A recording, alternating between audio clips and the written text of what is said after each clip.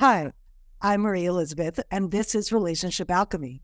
Today, I am talking with Ashley Cox about why nice guys are toxic.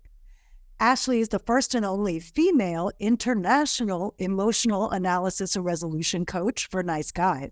She guides nice guys to use their unreciprocated relationships to create personal power and more wealth. And as a result, Ashley and I have known each other for a while, and I've been so impressed with how deeply she understands the dynamic between nice guys and the women who date them. So I really wanted her to come on here today and talk about it. Welcome to the show, Ashley. Thank you, Marie Elizabeth. It's so awesome to be here. I'm so glad. So nice guys are toxic is a pretty powerful statement. Tell me where that comes from. Yeah, a big part of why they're toxic is that they don't understand or know that their actions are inherently manipulative. They're covertly manipulative. So there's a total lack of awareness there around, well, why am I doing what I'm doing? Why am I opening up the door for her? Why am I paying for everything? Why am I overgiving? Why am I exhausting myself? And they think, well, I should be getting something back in return for this. I hear this a lot. Well, doing everything for her. And it's not that I expect anything in return, but also, I'd like to see something. I hear that a lot. So they're not even aware that that is an inherently contradictory and hypocritical and a little manipulative to expect something in return. And then they shut down when they don't get it. Yeah, you really pointed at the transactional nature, right? Like, well, I'm going to do all these things so that, right? And even I feel like what's even more perhaps insidious about it is it's all under this cloak of niceness, which we're supposed to want as women. So can you speak to how confusing it can be for women when they're confronted with this dynamic of like, well, he's doing all the right things, but I'm not turned on, or like, I'm not into it, or why do I want to go over here to the jerk? Because that feels better, Say a bit about that. Yeah, there's so much to say here. One is that it goes back to the false duality of the bad boy or nice guy. And so a lot of times we'll see this swing where she'll date a couple of bad boys or jerks or very controlling men, and she'll swing over to the nice guy as a way to, as a trauma response, really. It's this false duality. It's this, well, if he's not a threat, then I'm safe. And what they don't realize is that his lack of ability and willingness to be a threat, which is what makes him a nice guy, he doesn't want to be a threat. And his disconnection from his power in that way is actually what creates unsafety, if that's even a word. That's what creates a lack of safety for her, because while he's not a threat to me, but he's also not a threat to anybody else. And so he can't protect me. And so now I'm not going to feel safe. And I can, maybe this is their particular flavor or kink, but, I can continue to control things and be in my masculine. And I'll complain about it the whole time, but I'm going to continue to be in that space because it feels safer for me than letting a man in again in the same way that I did before when he hurt me. And I would also argue that that wasn't truly letting him in, because if you're with someone who's really controlling, you have to be a little emotionally unavailable to engage with someone who is that emotionally unavailable. So those controlling men are emotionally unavailable. Say more about that. Yeah. So those controlling men, the jerks, they're emotionally unavailable, and it doesn't require her to be emotionally available. And so it's appealing in that way. It's like, well, I can be a victim in this space. I can also be a victim with a nice guy who's not stepping up. And either way I go, I'm actually being emotionally unavailable and not fully stepping into my vulnerability, my power as a woman, my femininity, and learning how to unpack all of the trauma that I've had and start to actually trust men. And once I do that, then I'll start to attract and find men who lead. But until then, I'm actually going to be on this spectrum and do these wide swings between two different types of men who are both emotionally unavailable, so I don't have to be emotionally available. Oh, man. Yeah, I mean, we see that a lot.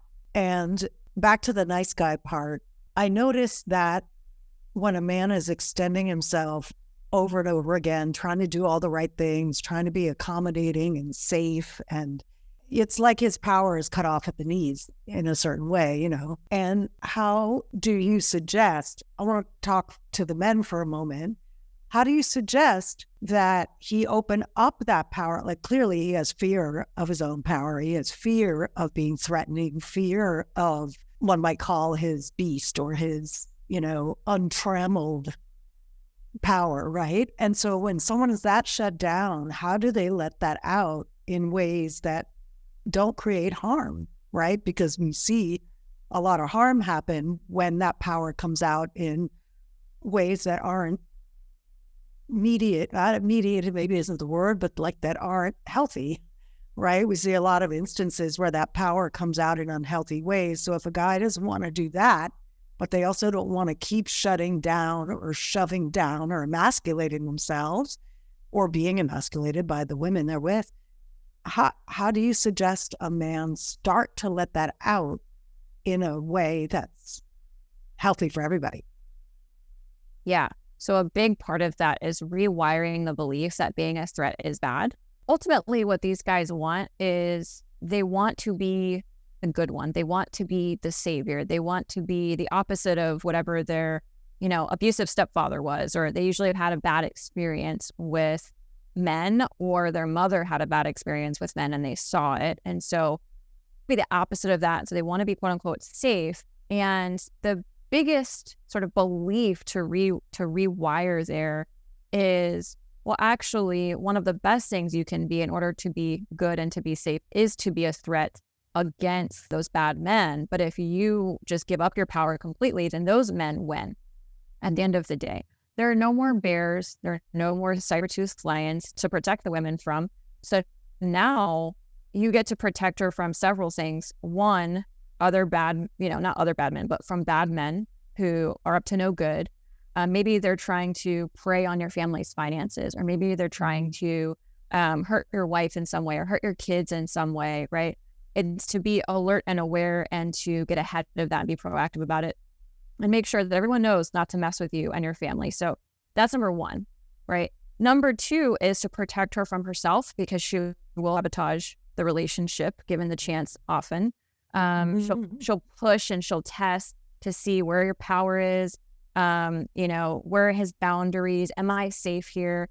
And in that process, if you don't answer the call, she will in fact sabotage the relationship. And so when you stand up and you set boundaries lovingly, right, and you say, this is what I'm willing to tolerate, this is what I'm not willing to tolerate and participate in, then you're protecting her from herself. And then the third thing is to protect her from yourself. And so it's okay to be in touch with that shadow material, that raw material, the anger, the rage, the pain, all of that. And what you want to do is make sure that you have a good handle on it, that you're comfortable with it, that you know what to do with it, so you don't bring it into your relationship covertly or overtly. And so what these nice guys are doing is by avoiding it, they essentially shift the responsibility onto her. Like, it creates a weight in the relationship when they don't own and manage that part of themselves. And so they protect her from it by owning it. I love that. There's something so counterintuitive on the one hand in what you're saying, but it also makes total sense, because to my mind, if he's trying to protect her from it and he's trying to keep a lid on it, like you said, it puts the bulk of managing everything on her, because he's not being his full self. And then in a way that does make it unsafe for her, because she has to do all the labor to kind of, and like you said, we will tend to poke and prod and try to get that real thing out, which creates an unhealthy dynamic, right? Like a toxic dynamic. So coming back to the women now, I mean, I'll just say, like, what I flashed on when you were talking about the boundary piece, like Patrick is nice in a lot of ways. He's in touch with his power. He's in touch with his beast. This is my fiance. And he set some really strong boundaries with me a few years in. I was going into a historical critical pattern that I have because of my family of origin. And he set really firm boundaries around how he is spoken to and it just nipped that shit in the bud, right? And so I would get a tone, and he would be like, nope, I love you, and I'm going to leave the room if you talk to me like that, right? And so I had to do my work to move through that pattern and communicate more effectively in a way that was not belittling, right? So this is that an example of what you're talking about? It's not like you become mean or something, but you are so clear about your worth and what you will or will not tolerate that you actually have the woman take responsibility for her shit. Totally. I tell men that setting boundaries is actually one of the most loving things you can do because it gives her an opportunity to choose to heal. Yeah, that's so good. Do they just go, huh, when you say that? I typically have a good working relationship with my clients, and they get used to how I speak. And so they become pretty receptive. And if they have a question, they'll ask, but they usually just through the language of how I usually speak, they're like, okay, we get it. But it takes some practice, takes some dropping in. It takes like full attention for them to really wrap their mind around it. So if a woman is in a relationship with a nice guy and she's listening to this podcast and she's going, oh my God, that's exactly what's going on. I've been trying to find where the real is in this person, and it's driving me crazy because I'm thinking, what's wrong with me? What can she do here in this spot? Yeah. So the first thing I'll say is that I want to define what the real is. So what you just said was I'm looking for what the real is. And the way I describe that is in the same way that men have to give women something to respond to physically, they're the penetrative ones, right? They have to have something that's hard and firm to like give her so she can respond to that. Well, it's the same thing emotionally and energetically. So when she's poking around, she's looking for where are his boundaries, where are his principles, what does he stand for, what is he willing to say no to, right? Is he willing to say no? What does he care about? And if he hasn't communicated all of those things because he essentially has no identity because he's been people pleasing and he's just cultivated a quote unquote identity based on what everyone else wants, she's poking around to see like, who are you really? So I like the word real. And the reason for that is because he hasn't cultivated, or at least if he hasn't brought it to the table to say like, this is who I am. This is what I care about. Here are my boundaries. Here are my principles. This is where my no is, for her to be able to respond to that and then even decide from there whether or not she wants to participate in it. So usually if a woman loves a man, she'll get on board as long as it's nothing extreme. She'll be like, okay, women are very flexible in that way. I think we adapt to the men that we truly love and look up to and want to be around and feel safe with. But we want to know, like, who are you really? What do you stand for? What do you care about? So I can determine for myself. Now, if she's in that space where she's like, man, he's not actually being authentic. He's not actually being honest. He's not actually showing up. First of all, look at whether or not your pattern of behavior has made it very difficult for him to feel comfortable being honest with you. Look at your patterns of behavior to see if you've made it difficult for him to be honest with you. This is one of the things I see all the time. Okay, keep going. And I'm guilty of this. I am. Same.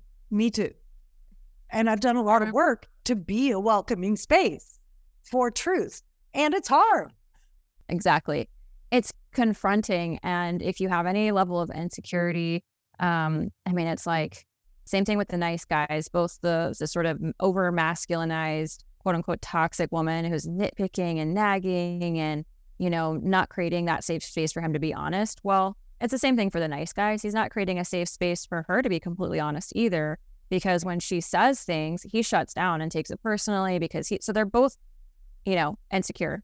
There's a pattern on both of their behalves that's like sort of running the show, and it's his insecure child, talking to her insecure child, and who knows where it's a race to the victim spot. And so somebody has to take charge here, right? And there are really interesting ways that women can help men feel more confident and step into their masculinity, because you can't wait for him to take charge. Otherwise, you might be waiting forever. So what can you do? Because that's the only thing you can control. And ultimately, after talking with these guys for the last 3 years, pretty much every single weekday, business day, multiple times a day. What I can say is that they do genuinely want to please you.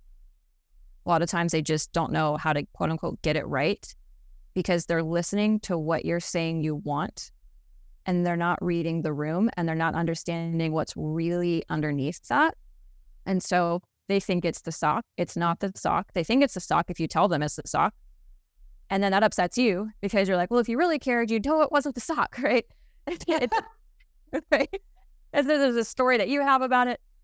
And so I challenge you to be genuinely vulnerable about how you feel, and to say exactly what it is that you want and to really stand behind that and mean it. And so it's not this like, well, I'm gonna test the waters. I'm gonna poke around.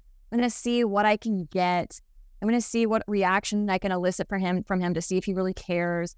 None of that sort of manipulation or none of the workarounds that your inner child wants to use in order to get her needs met. Instead, be bold enough and brave enough to be truly vulnerable and say, you know what, like when you leave the sock on the floor, after I've asked you several times, like it makes me feel unappreciated because I'm just doing so much all the time and I love you so much and I want to create this amazing house for us to live in together, and for us to both be comfortable in. But I find that, I work so hard and then it feels like it just gets undone. And I don't even know if you notice that I'm trying to create this beautiful space for us. Like, do you notice? Do you care? I'm curious about those things. And I just want you to know that it makes me feel kind of unappreciated or what have you, whatever, fill in the blank. Yeah, like I don't matter or. Right. Yeah. And what he'll do is he'll say, no, you do. You do. Like you'll give him an opportunity and you'll create an opening for him to then step up and clarify. If he's a nice guy, he is going to want to, set the record straight. He will, because he cares. He really. So it's like, no, I do care, and I'm just tired, and then maybe from there you guys can create a system that works for you, and then all of a sudden the problem is solved. Now here's the elephant in the room. Again, if you have a kink or some sort of itch where you need there to be a problem, because it's repatterning your stuff from childhood and you just sort of have to scratch at it, have to find a problem, then, maybe creating a solution together isn't going to scratch that itch for you. Right. So even just find another problem. Exactly. So even then, one, how do you take charge or take control of those internal wounds and things that you need to work through? And two, how do you start to communicate that to him? Like that real part where it's like, you know what, I'm actually scared and I'm afraid I'm not enough. And you know what, I'm working on it in these ways, but I would love support in that. And this is what that would look like. Right. And that's how you start to cultivate true connection, and it'll make him feel like a champ because all of a sudden he knows exactly what to do for real to show up for you. Oh, that is so gorgeous. And that reminds me of another moment in Patrick and my relationship. I want to say maybe about 5 years ago maybe more recent, I had a pattern of kind of testing, like he had to keep proving that he was trustworthy in a certain way. And it's exhausting. There was a day where he just was like, it's really exhausting that I feel like I've proven that I'm trustworthy. Like, yes, I make mistakes and I forget some stuff, but I feel like I've proven that I'm trustworthy. Like if I say I'm going to do something, I generally will do it. And, you need to handle, this is to me now, need to handle your need, like your disbelief that somebody could be there for you. Again, another beautiful example of a way that he set a boundary around like, hey, I think I've proven myself enough to you. You need to chill the fuck out, like chill the fuck out and receive. And I was like, oh. But it's so confronting as a woman who's used to having people not be there for her or used to being the most competent. A lot of my clients and women that I speak to are typically the most competent person in the room, in any room that they're in. And then for that woman, it becomes very difficult to lean on anyone else, to ask for support. And then even if they begrudgingly ask for support, to actually receive it and not micromanage it or check up or do any of those things. And so I imagine that a woman who's stuck in that dynamic, if she doesn't attract a fuck up that justifies the dynamic, she might attract a nice guy that really wants to help her, but then she squashes it with her disbelief that she could have what she wants. Do you see something similar? Yeah, I've had that dynamic in my own relationship. What's interesting is I was with a nice guy and we took a break. I did some deep work. He also did some deep work. We came back together and it wasn't him that I was focused on changing when I did my work. It was me. And I've gotten such a different side of him after doing what I just said earlier, and also just appreciating what he is, what he does give to me, right? No matter how big or small, like acknowledging it and appreciating it instead of looking for what's not there. And he's so excited to give me more and more and more of the things that he's realizing that I appreciate, or the things that when I specifically say, I like that, okay, and then he takes a mental note, okay, I'll do more of that, and it'll be bigger and better next time because he genuinely wants to make me happy. I find that is so true, and exactly what I teach women to do as well, is to really appreciate what their partners do, whatever gender of the partner, but today we're talking about men, to really appreciate what they do. And if someone is wired correctly, like if they're not, deliberately messing with you or whatever, they're going to want to do more of that, right? And it's so simple because many of us learned how to try to handle things through criticism. And that's usually not as effective as appreciation. I love that you shared that.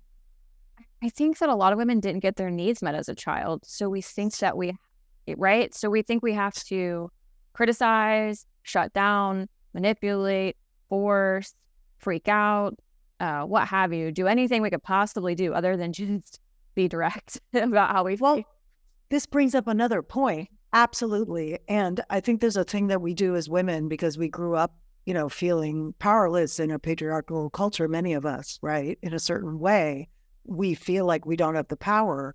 So we learn to try to get power in covert and sneaky ways. And one of those covert and sneaky ways is undermining men.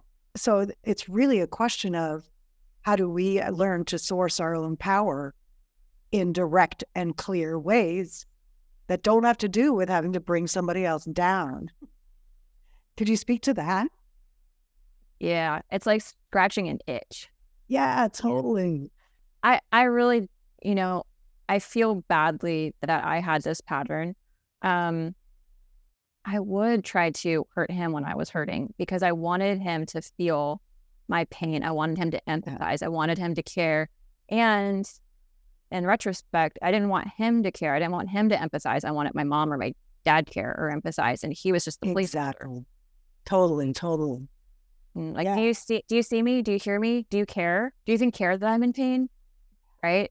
If I crossed out his name, if I wrote that in a letter and crossed out his name and wrote like mom or dad, it would fit perfectly. So I had to handle that. I had to go, you know what? This is my material. And if I extract or remove or separate that material from the actual reality, which can be very difficult, I'll see that the reality is actually pretty great. I have a guy who wants to please me. He wants to meet my needs. He wants to show up for me.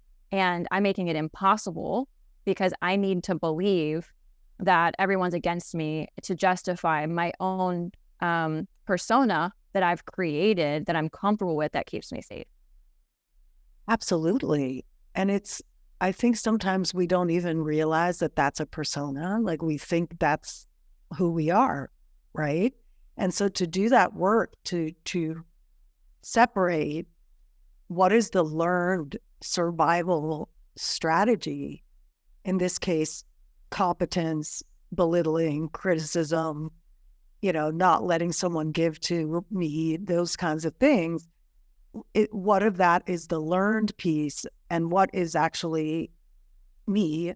That's a whole piece of work each of us has to do, man or woman. We have to figure out, like, what is the thing that is a trauma response, that is adaptive, that was learned in our family of origin, in our culture, and what is the thing that's natively true. And to have great relationships, we got to each do that. Totally. And women don't realize how much power they have in Exactly. Say more about that. Yeah, it's something I've had to learn. It's like, oh, I didn't realize that. I mean, if I had to put a number on it, I would say women hold like 70% of the power. And just by how she's showing up, how open she is, how receptive she is, how good she is at communicating her needs, her wants, her desires, her true feelings. And the reason I say that is I talk to men all day, every day who go above and beyond as far as like just being patient and waiting for her to finally appreciate them, finally soften, finally trust him. And it's lost on, he doesn't understand why she doesn't. And that's what I help him with.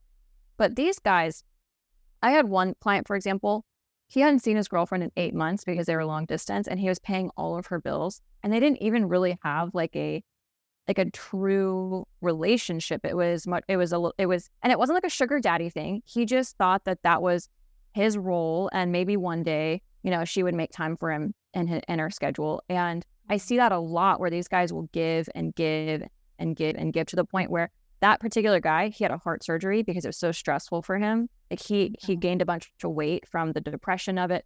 These guys they have no proper outlet for their emotions, right? We don't make that acceptable in our society.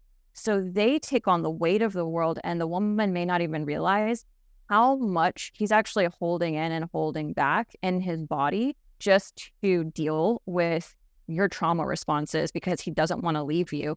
He's afraid of being abandoned or being rejected. And so and he wants to please you. It's both, right? So he just sort of takes it, and he will take it and take it and take it and take it until he has a heart attack. He, has diabetes, like who knows what happened. Like you guys get a divorce because he's overworking, because he's trying to escape, because he doesn't know how to deal with it, right? And so or he's trying to provide, Totally, because you keep complaining about money, or he's trying to make you happy, or what have you. And at the end of the day, what both of you are really craving is connection. He's probably craving some freedom. You're probably craving, love and connection a little bit more than he is, but you're both craving this feeling of like, am I valued here? Am I heard? Am I seen? Does this person care about my needs? And the space to explore and meet your own needs without offending the other person, right? And you're kind of both going about it in roundabout ways, and it just gets worse and worse and worse until somebody, and I'm saying here, the woman she has the power to do this, assuming the guy does care, like until somebody stops the cycle and says, you know what, I'm actually going to have a real conversation now. I'm going to start to soften. I'm going to start to be vulnerable and not blame, not shame, not manipulate, not try to hurt, but really drop into my heart and share. And as soon as you do that, again, it gives him an opportunity, and then you guys can actually start to make some progress. And that, I flashed on this question of attraction and sex. I imagine in that moment when there's that softening and you actually start to connect, then a natural attraction can arise there. Like if the attraction's been off in some way, do you find that that's the moment that something starts to rekindle? I think safety created that, right? And it sounds like before that, there wasn't a lot of safety. So when you start to build that safety, people can start to relax. And then in that space, when he's relaxed, his blood's flowing better, right? And that's good for the bedroom. It's so he's relaxing, his blood's flowing better, he's feeling more confident, he knows that you appreciate, you like it, etc., right? And that motivates him. And then also on your end, you're finally letting yourself like actually feel him and receive without being judgmental, without blaming, without trying to change him. And that can be very uncomfortable if you need things to be perfect, if you need to control things, if you need them to be a certain way in order to whatever, right? And instead to learn, this is how to just receive him. Like, this is my partner. This is the man I've chosen for these particular reasons. And he doesn't have to be perfect. And I can receive him as he is. and I'll be able to feel that discomfort of the mismatch. If there is any discomfort, I'll be able to move through that, feel that in my body, and that's okay. And I can look for the things that are good. I can still get a lot of pleasure out of this, even if it's not exactly the way I thought it needed to go or be. Even if I'm not controlling every single step of, every single thing, right? And starting to feel that in your body is a whole other experience. And I think it all starts with safety. Yeah. Wow. I love that perspective, the way you outlined that. So let's say someone is ready to take this step and stop controlling the woman, let's say. And so she initiates this conversation. And what if, do you find that the men, again, if she's with a man, but that's what we're talking about today. So forgive me, queer folks, this is the conversation today. What if he doesn't respond in a way that continues or opens the conversation? Like, how much, I can imagine if a nice guy is really deeply embedded in that pattern, it might take him a while to feel safe enough to start shedding it and be more open and real on his side, right? So what can she do? Is it just a question of patience? Like, he's been patient with her. Now is it her turn to kind of be patient as he takes these baby steps? Or what can be done there? I think it's a combination of giving him time to unravel, because he's probably wound up in a tight ball just from all the stress from the drama.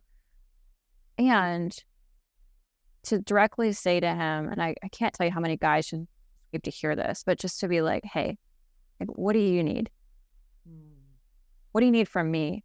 And on top of that, acknowledging, I know that I haven't been my best self in the past. I know that I've hurt you.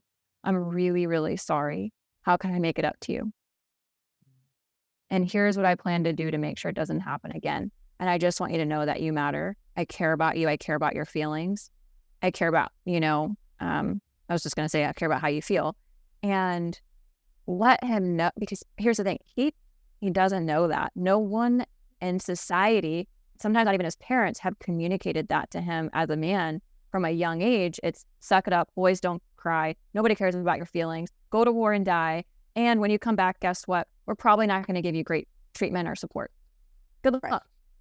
And if you can't handle it, you're a man. I mean, you're not a man, right? If you can't handle it, you're weak. If you have emotions about that, you're weak. So for her to be a safe place for him to land and actually to make it okay for him to have feelings about things and have needs and have wants and have desires, actually starts to create that, and to communicate that actually starts to create that space.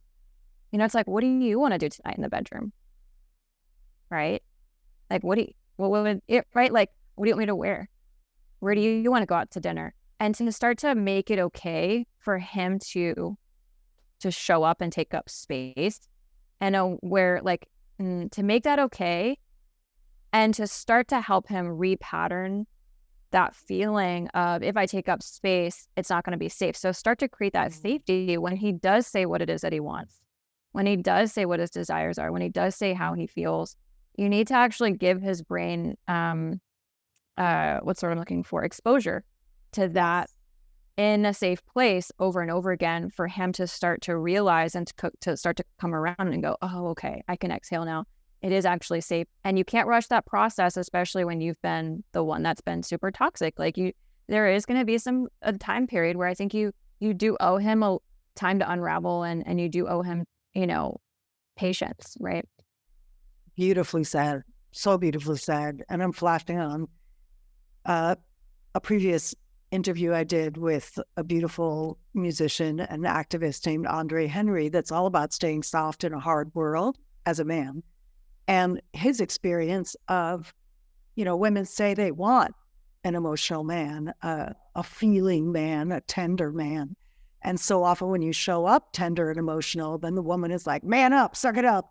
Don't be and it's like, it's very tricky for men. So, I mean, anyone who's listening, please go listen to that episode for more context as well, because I really think these two episodes are beautifully interwoven in a certain way. Do you have, so there are links below. Ashley's program is called Nice Guy Reform School. If you know any men for whom this would be the shit, send them her way, because she's doing amazing work in the world, helping men in this arena. And go find her links, follow her. It's super insightful. Is there any final wisdom you want to share today? My only invitation is when you start to feel hard as a woman, just to see where you can soften and how you can soften. Ask yourself, what am I afraid of?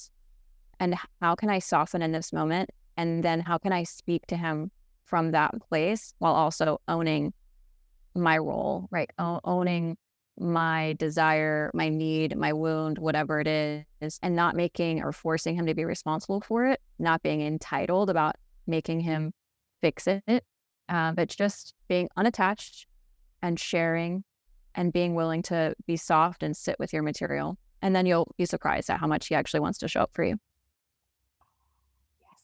Yes, yes, yes.